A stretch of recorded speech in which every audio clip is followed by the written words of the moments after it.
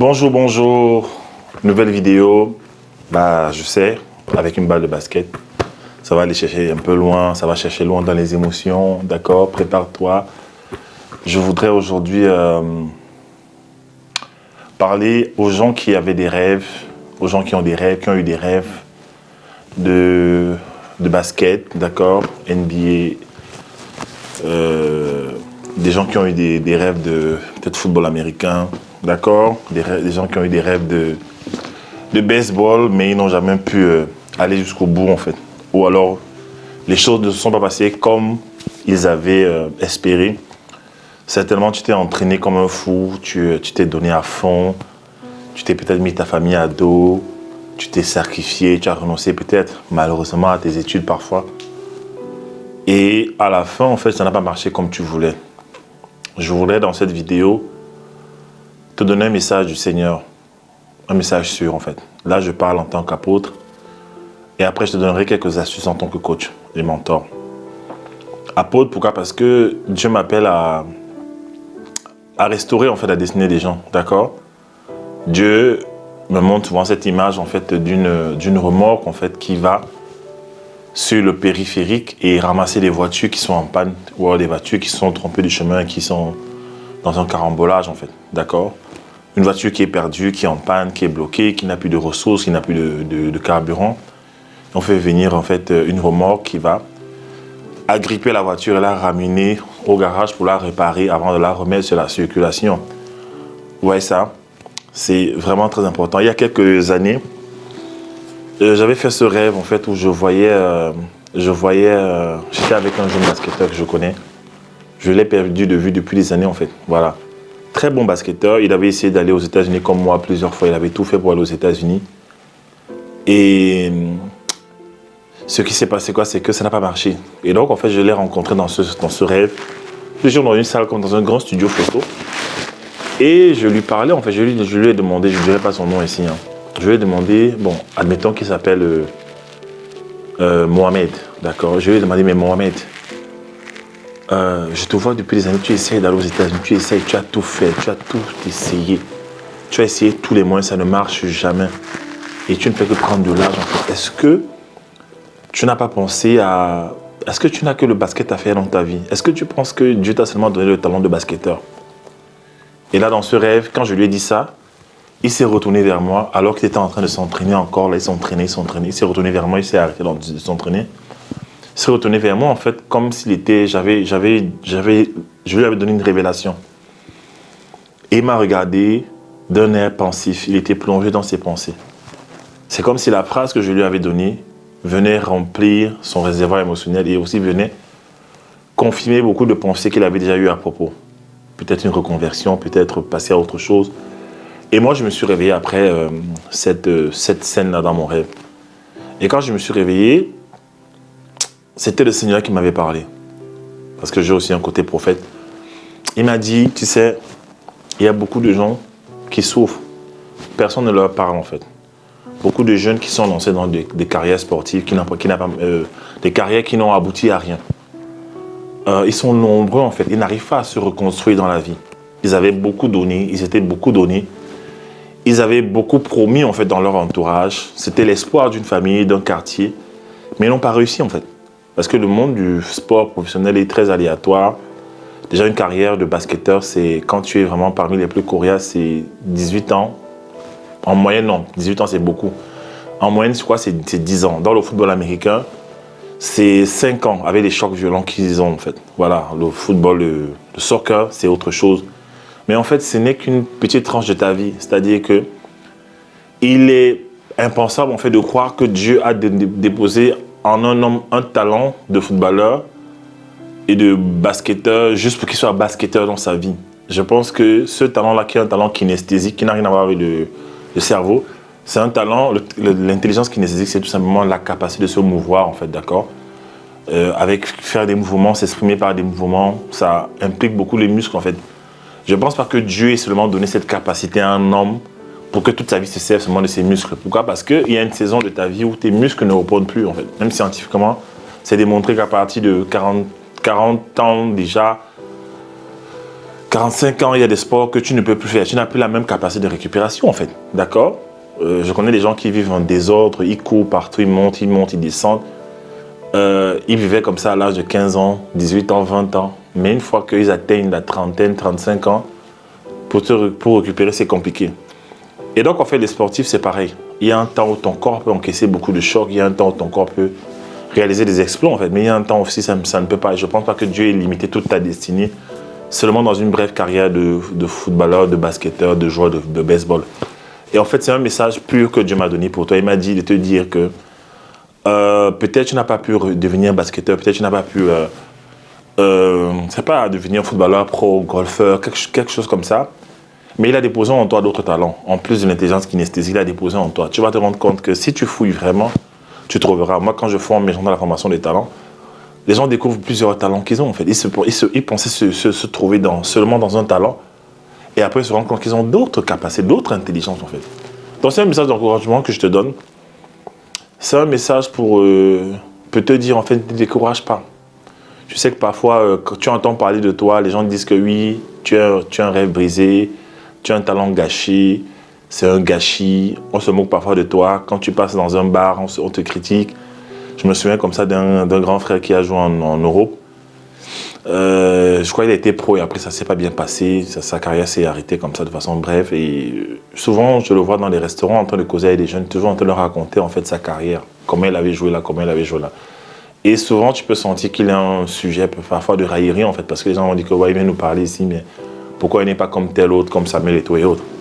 Il faut savoir que c'est une grâce aussi. C'est une grâce en fait d'arriver au niveau professionnel, de briller, de durer en fait.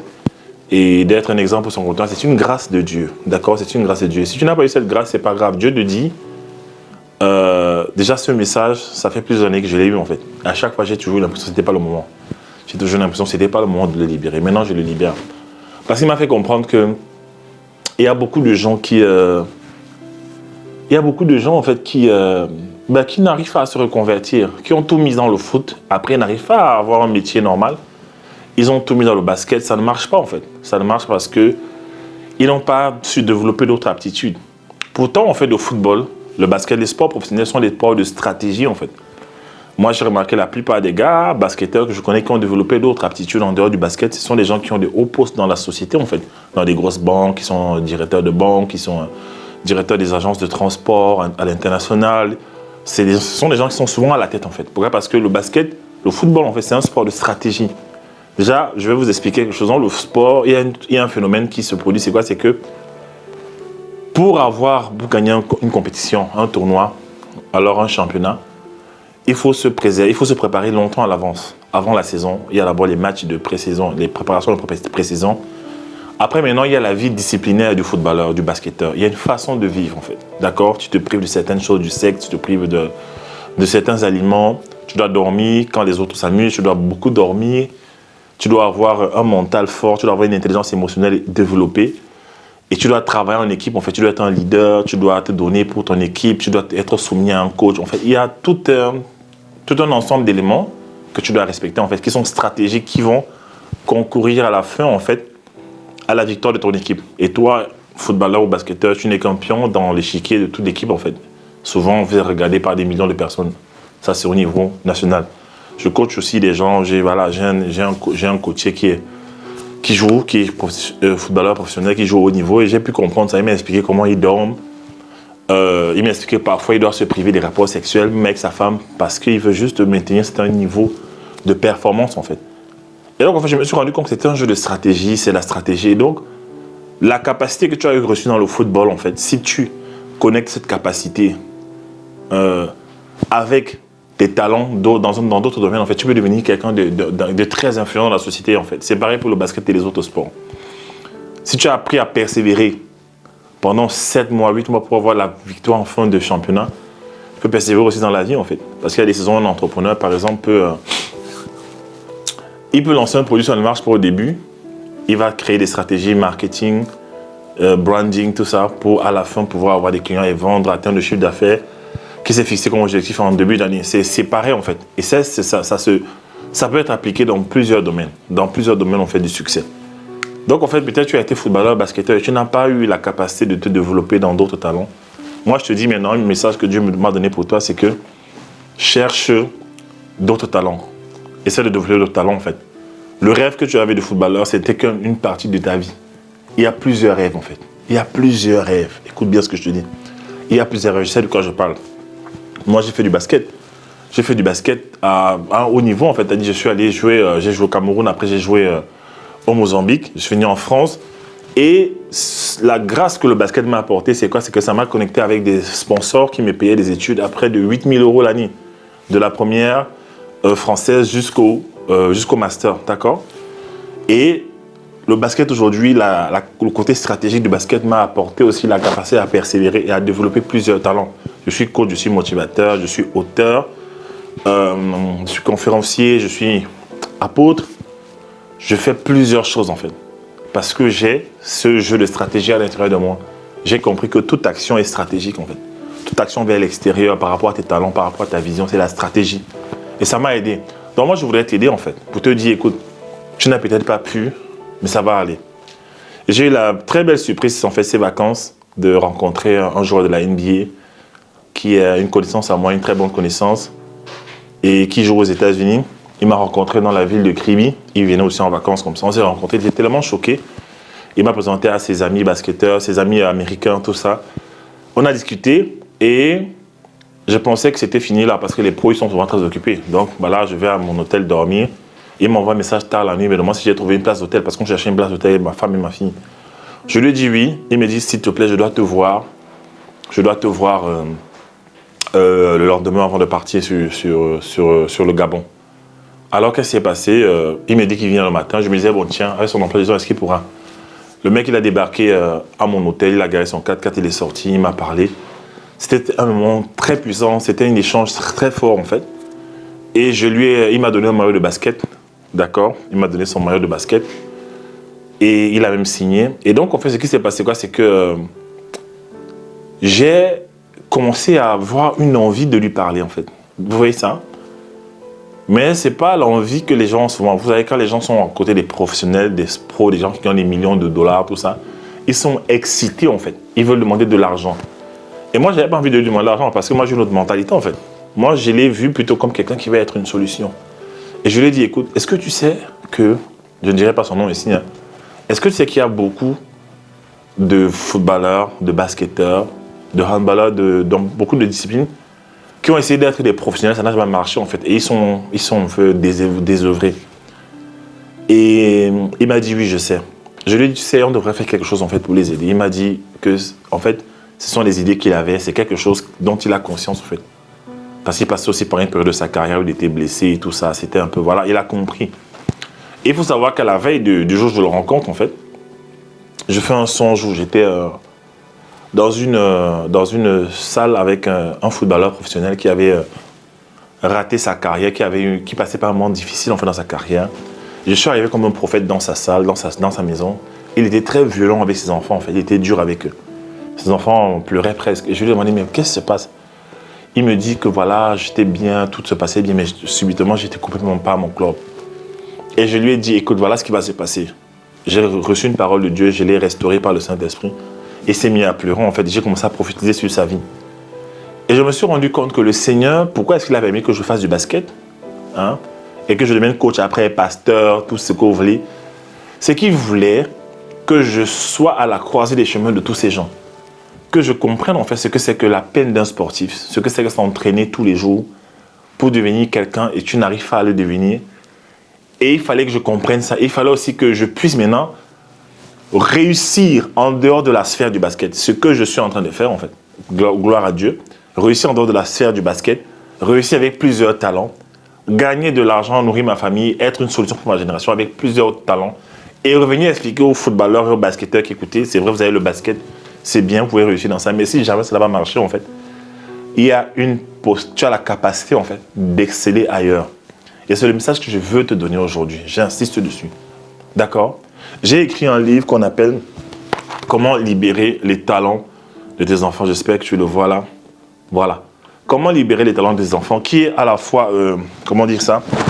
C'est à la fois un livre de coaching, c'est un livre de mentoring, C'est un livre de coaching d'abord pour les adultes, en fait, pour découvrir déjà ce qu'il y a en eux, parce que je considère que tout adulte est d'avoir un enfant. Le livre, en fait, est utile aussi aux adultes qui ont gardé un cœur d'enfant, ce que j'ai écrit sur la première de couverture. Vos enfants sont les champions qui s'ignorent, d'accord? Voilà un livre qui est en train de se prendre, les gens l'achètent partout actuellement, les gens le veulent partout. Je ne l'ai même pas encore mis sur Amazon, en fait, mais c'est déjà en train de, j'ai les premiers retours, c'est déjà intéressant, explosif. Et dans ce livre, en fait, j'explique tout simplement aux gens comment découvrir leur talent. Déjà, je ramène les gens à l'étape de l'enfance. Parce que cette étape-là a été ratée pour beaucoup de personnes. C'est pour ça que les gens ont des vies bizarres. Et en même temps, dans ce livre, quand le parent finit de lire ce livre, quand il a dû finir ce livre, en fait, il a la capacité maintenant de rentrer, coacher son enfant. Rentrer, faire de son enfant un champion. D'accord? Il y a certains parmi vous, vous n'avez peut-être pas eu l'opportunité d'être un des grands footballeurs. Peut-être ton enfant aura aussi le talent de football que Dieu va lui donner. D'accord? Ben, si tu n'as pas pu être footballeur et que c'est vraiment le rêve de ton enfant, je ne dis pas d'imposer ton rêve à l'enfant, mais si jamais c'est son rêve, ce livre va t'aider en fait à l'amener à porter du fruit. I know what I'm talking about, je sais de quoi je parle en fait, d'accord? Voilà, je suis en train de voir ce que ma fille fait aujourd'hui, ce qu'elle devient. Pour son âge, je trouve que c'est extraordinaire. Parce qu'il y a des choses que Dieu m'a données et que je mets à la disposition des gens. Donc voilà, ce livre est disponible actuellement en copie écrite comme hard copy. En copie au Cameroun, il y a un stock au Cameroun actuellement, vous qui êtes au Cameroun. Pour la France, ça sera disponible bientôt sur Amazon aussi en copie. Pour ceux qui sont ici près de moi, je pourrais vous signer le livre. Voilà, il faudra juste qu'on se rencontre. Bref, en fonction de mes dispos en fait. Je ne promets rien, mais en fonction de mes dispos, je le ferai volontiers. Voilà. Sinon, venez aux conférences qu'on organise. Il y en a une le 7 avril. Le 7 mars, pardon, sur le thème « Entrer dans sa destinée », je vais signer des livres. Voilà. Comment dire ça? Voilà un peu la situation qui se présente et je voudrais t'encourager. Quand je commençais cette vidéo, le Seigneur m'a dit « Prie pour les gens, en fait. Prie pour les gens. » Tu es ici peut-être, tu es désœuvré, tu es au quartier, tu n'as plus d'argent. Les gens t'ont fui, on t'appelle l'ancienne gloire, l'ancienne star, le rêve brisé, tout ça. Et tu as l'impression que c'est plus ça en fait, tu vis un métier bizarre. J'ai vu par exemple dernièrement un sportif qui était très talentueux à l'époque et je passais à Yaoundé, je l'ai vu en fait au bord de la rue en fait, ils vendaient des cartes téléphoniques. Ils vendaient ça comme ça aux voitures, donc ils se stationnaient devant les voitures. Ils vendaient ça, c'est très bien d'avoir une activité pareille, c'est bien de gagner de l'argent, c'est voilà l'activité, le précieux trésor d'un homme c'est l'activité. Mais je trouve quand même que par rapport au rêve qu'il avait, il était très talentueux en fait, en basket. Par rapport à cette dimension-là, il y a, je sais pas, je dirais, les choses auraient pu tourner autrement. Et quand je l'ai vu, j'étais dans la voiture, en fait, je l'ai vu, je passais, tiens, ça m'a encore amené à ce thème. Le Seigneur me dit, tu vois, parle aux gens, ne les laisse pas en fait, parle-leur, dis-leur que je suis là en fait. Hein, il connaît même certains qui ont été rapatriés, qui étaient aux États-Unis, qui étaient pas là, qui ont été rapatriés et qui tournent en rond dans la vie. Ils sont la déchéance. Je connais d'autres qui étaient des très bons basketteurs aussi, pour qui avaient un problème de caractère, en fait, ont mis un terme à leur carrière. Ils ont l'impression que ils ne valent plus rien. Certains se cachent même, certains sont cachés dans d'autres villes, on ne les voit plus. Parce qu'ils n'ont pas, apparemment, accompli la mission, en fait, de rêve. Moi-même, à des moments, j'ai eu beaucoup de gens qui ont parlé de moi, qui ont parlé sur moi. Ils ont dit, ah, lui, là, il voulait faire le basket, il a fatigué les gens ici là pour devenir basketteur. Maintenant, il n'est pas devenu basketteur. Ben, je suis content pour ce que le basket m'a apporté. Je suis très, très content pour ce que ça m'a apporté. Aujourd'hui, j'ai réussi bien ma vie, gloire à Dieu. J'ai développé d'autres talents. Je me sers encore du basket pour parler aux gens. Et j'ai même amené beaucoup de basketteurs au Seigneur. D'accord? Je conseille, en tant que pasteur, apôtre, je conseille beaucoup de basketteurs. Je leur donne des stratégies. Certains me suivent sur Internet dans plusieurs domaines. Et donc, en fait, c'est un message que je voulais te donner aujourd'hui. Je vais prier pour toi. Seigneur, merci. Voici ton fils qui regarde cette vidéo. Il s'est donné à fond pour valoriser son talent que tu lui avais donné de footballeur, de basketteur, que sais-je. Mais il n'a jamais pu atteindre cet objectif qui était de devenir professionnel, Seigneur. Aujourd'hui, il est dans le désœuvrement. Peut-être qu'il n'a pas pu développer d'autres talents. Il est au quartier là, on se moque de lui. On parle derrière lui, Seigneur. Il n'espère plus. Mais souvent, dans la nuit, il crie, il pleure, il te demande de l'aide, Seigneur. Étends ta main de grâce aujourd'hui. Et que de la même manière, Seigneur, que tu m'as récupéré, Seigneur, comme La Bible dit que tu ramasses l'indigent de la poussière, tu le tires de la poussière pour l'amener vers une ville habitable, Seigneur. Je prie, Seigneur, que tu amènes cet enfant qui me regarde aujourd'hui, dans cette vidéo, qui regarde cette vidéo aujourd'hui, tu l'amènes de là où il est aujourd'hui, dans sa situation, vers une ville habitable, c'est-à-dire vers une destination prospère, vers d'autres talents, vers d'autres potentiels, vers d'autres capacités, en fait. Qu'il puisse, en fait, vivre de ses talents, qu'il puisse avoir une autre vie, en fait, qu'il puisse relever la tête alors qu'il marchait le dos voûté, la tête baissée, en fait, qu'il puisse redresser le torse et marcher avec joie, parce que tu ne nous as pas seulement donné un seul rêve, tu ne nous as pas seulement donné un seul talent. Je prie vraiment que tu lui permettes cela, Seigneur, et je relâche sur la vie de ton enfant, de ta fille qui regarde cette vidéo aujourd'hui, une notion d'accélération, Seigneur, qui la dirige là où elle doit être, au nom de Jésus-Christ. Révèle à tes enfants d'autres talents, d'autres potentiels, au nom de Jésus-Christ. Amen. Voilà, c'est la prière que je voulais faire pour toi. Et je suis coach aussi, je suis formateur. J'ai une formation qu'on appelle la formation des talents, qui est une formation qui libère beaucoup d'entrepreneurs. J'en ai formé près de plus de 800 en 2 ans et demi, je crois. Je t'invite en fait, on a une promotion qui commence en mi-mars, et je t'attends, d'accord? Viens, on va travailler les choses, on va voir, je vais te aider à découvrir tes intelligences, tes talents. Et ce message en fait concerne aussi toute personne en dehors du football, en fait, du sport. Toute personne qui avait un rêve dans un domaine. Ça peut être dans le cinéma, ça peut être dans l'écriture, dans le, je sais pas, dans l'aviation, dans un domaine. Tu t'es donné à fond, ça n'a pas marché, en fait. Ce n'est pas la fin, en fait. Tu peux avoir d'autres rêves. Je me souviens de ce pasteur Joel Osteen qui avait dit que si ce rêve, tu n'as pas pu le réaliser, il y a encore d'autres rêves. La Bible dit quoi? La Bible dit dans le livre de Lamentations que les bontés de l'Éternel ne sont pas épuisées. Les bontés de l'Éternel ne sont pas épuisées. Elles se renouvellent chaque matin. D'accord? Chaque matin, elles se renouvellent. Alors, je prophétise sur ta vie, en fait, que les bontés de Dieu ne sont pas achevées. Elles ne sont pas épuisées. Elles se renouvellent chaque matin. Dieu te révèle d'autres potentiels, d'autres talents. Et tu vas vivre une vie qui sera meilleure que la première. C'est-à-dire la gloire de la seconde maison, la gloire de ta nouvelle vie sera plus grande que la première, en fait. Dieu sait ce que tu as fait. Il sait que tu t'es donné à fond. Tu as tout fait. Parfois, c'est même juste peut-être un manque d'argent. Tu n'as pas pu peut-être payer un billet d'avion alors que tu avais des opportunités d'aller en Europe jouer au football. Peut-être tu es arrivé, je t'ai blessé. Moi, je me suis blessé à un moment donné au mollet. Après, je me suis blessé au genou gauche. Rupture des ligaments. Ma jambe droite était plus grosse que la gauche. À un moment donné, j'ai dû rééquilibrer les deux. C'était compliqué. Je n'avais plus la même motricité. Je n'avais plus le même pas de vitesse. Je ne pouvais plus dunker comme avant. Ça fait partie, on fait de la vie, d'accord? Ça fait partie de la vie, mais j'ai pu rebondir, d'accord? J'ai pu rebondir au point où maintenant, je me dis, peut-être que ce que j'aurais en tant que